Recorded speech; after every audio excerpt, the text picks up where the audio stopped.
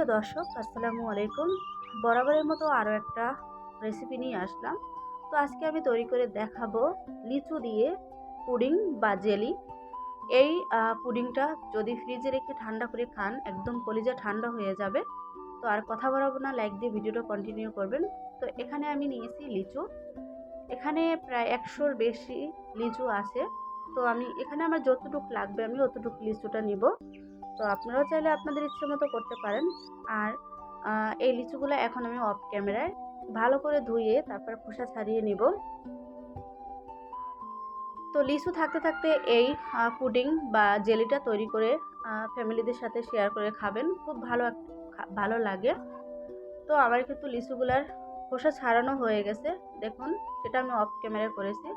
এখন আমি এগুলার বিচিগুলো ছাড়িয়ে নেব অফ ক্যামেরায়। বুঝে নেবেন আপনারা, ভিডিও বড় হয়ে যাবে তাই আমি এতটা বড় করিনি। তো আমার কিন্তু বিচি ছাড়ানো শেষ। এবার একটা ব্লেন্ডার জারে তারপর ব্লেন্ডার করে নেব। এগুলা ব্লেন্ডার করে তারপরে এই জেলিটা তৈরি করতে হয়।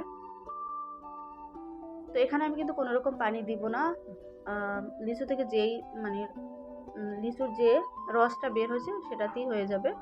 তো দেখুন আমার কিন্তু ব্লেন্ডার করা শেষ। এখন আমি এটা অফ ক্যামেরায় তারপরে একটা ছাঁকনি দিয়ে ভালো করে সেঁকে নেব। দানা দানা থাকলে কিন্তু পুডিংটা ভালো হয় না বা পুডিং হবেও না, জমাট হবে না। তো দেখুন কিছুটা লামস আছে বা আস্ত আস্ত আছে। ভিডিওটা স্কিপ না করে সম্পূর্ণ ভিডিও দেখবেন, রিকোয়েস্ট রইল আপনাদের কাছে। তো দেখুন আমার কিন্তু লিচুর যে জুসটা বের করছি সেটা কিন্তু সেঁকে নিয়েছি আমি অফ ক্যামেরায়। এখন চলে যাব চুলাতে পুডিংটা তৈরি করার জন্য। তো এখানে কিন্তু আমি চুলাতে একটা প্যান বসাই দিছি। এখন এখানে কিন্তু মানে চুলা জ্বালানো যাবে না, বন্ধ চুলায় এই কাজটা করতে হবে। তো আমি এখানে কিন্তু লিচুর যে জুসটা তৈরি করছি সেটা দিয়ে দিলাম। এখানে দিয়ে দিলাম 1 কাপ চিনি। লিচু এমনি মিষ্টি, তারপরও একটু চিনি দিয়ে দিলাম। তো দিয়ে দিলাম এখানে 1/2 টেবিল চামচ আগার আগার পাউডার। এই পর্যায়ে আমি কিন্তু ভালো করে মিক্স করে নেব, তারপর চুলার জালটা দিয়ে দিব। তো যখন এই আগার আগার পাউডার দিবেন তখন কিন্তু চুলার জালটা মানে ঠান্ডা অবস্থায় দিতে হবে, কোনো রকম চুলা গরম করে দেওয়া যাবে না। তো আমার কিন্তু জেলিটা হয়ে গেছে। এখন আমি এখানে একটা মানে বাটিতে ঢেলে নিয়েছি, আপনারা যে কোনো পাত্রে ঢালতে পারেন। তো আমি এখানে দিয়ে দিলাম কিছুটা আস্ত লিচু। এভাবে আমি প্রায় 1 ঘন্টার জন্য রেখে দেবো। আপনারা চাইলে ফ্রিজেও রাখতে পারেন। খুবই একটা হেলদি এই লিচুর জেলিটা। তো আমি কিন্তু 1 ঘন্টা পর ফিরে আসলাম। অনেকটাই জমাট, মানে পুরোটাই জমাট বেঁধে গেছে। এখন আপনাদেরকে আমি দেখিয়ে দিব।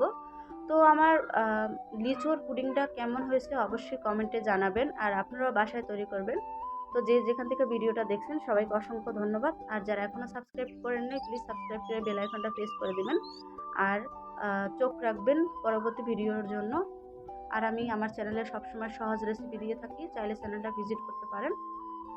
তো আমি এখন আপনাদেরকে দেখিয়ে দিব মানে পুডিংটা কত সুন্দর হয়েছে। দেখুন কতটা সুন্দর। এখন একটা ছুরির সাহায্যে আপনাদেরকে কেটে দেখিয়ে দিব। আপনারা কিন্তু যখন আগার আগার পাউডারটা দিবেন তখন কিন্তু ঠান্ডা অবস্থায় দিতে হবে, চুলার জাল করে দিবেন না, তাহলে কিন্তু জমাট বেঁধে যাবে আর হবে না পুডিংটা।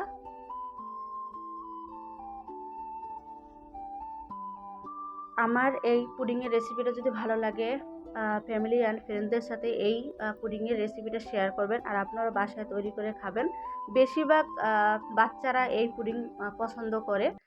অবশ্যই বাচ্চাদেরকে করে দিবেন আর আপনারা খাবেন। আর সবসময় মানে লিচু পাওয়া যায় না, লিচুর সিজন একদমই কম। তো সবাই ভালো থাকবেন, সুস্থ থাকবেন। দেখা হবে নতুন কোনো ভিডিও নিয়ে।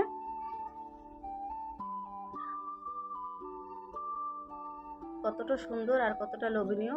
তো সবাই ভালো থাকেন।